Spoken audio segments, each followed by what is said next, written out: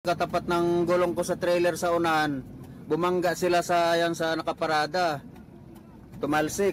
Bubiyahe papuntang Batangas ang driver na si Ryan o mas kilala bilang si Biyaherong Guardians nang biglaan na lang siyang napahinto dahil may nasagasaan na pala ang minamaneho niyang trailer truck. Isang rider kasi ang sumalpok sa isa pang maliit na truck at ang angkas nito ang tiyempong nagulungan ng kanyang trailer truck. Inahabol yung kasama niya kasi may kasamang siya nauna eh. Yung napagasaan ko ng mata, yung anak niya. Pero ano nga ba ang liability ng driver na nadamay lang sa isang sakuna sa daan? Ayon sa isang abogado, reckless imprudence ang kasong sinasampa sa mga sitwasyong ang kababayaan ng isang tao ang naging sanhi sa pinsalang naidulot sa iba. At sa kaso ng truck driver na si Ryan, masasabing hindi raw siya pwedeng habulin sa nangyari. Una, meron ba siyang kapabayaan o negligence? Wala, di ba?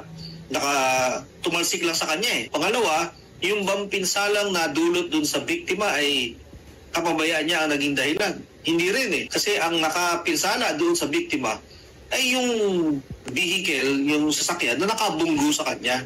Tumalsik lang siya doon sa truck eh. Nauwi na sa aregluhan ng insidente. Tiling lang daw ng pamilya ng nasawi. Tulungan sila sa mga gastusing kakailanganin na ibinigay din ng kumpanya ng truck. Sa legal na pananaw, hindi raw totoo ang sabi-sabing basta makasagasa ng tao ay automatic nang makakasuhan ang driver. Kakailanganin pa rin daw busisiin ang mga ebidensya, lalo na para sa mga posibleng nadawit lang sa kapabayaan ng iba. Kung wala kayong mga dashcam video cameras, picturean na lang ninyo kagad yung mga sasakyan, yung forma ng sasakyan. Kasi sa pictures, makikita agad kung sino ang wala sa lane, kung sino ang lumabag sa traffic laws. Pangalawa, tumawag ng pinakamalapit na police o traffic enforcer para gumawa ng traffic accident report. Para later on, kung magkakaroon ng demandahan, alam mo kung sino yung kakasuhan mo. Pakiusap naman ni Ryan sa mga motorista, huwag tumapat sa blind spots ng malalaking sasakyan at paalala niya sa mga kapwa truck driver na maaaring humarap ng kaparehong sitwasyon. Relax lang po talaga, huwag bababa hanggang walang pulis. Kasi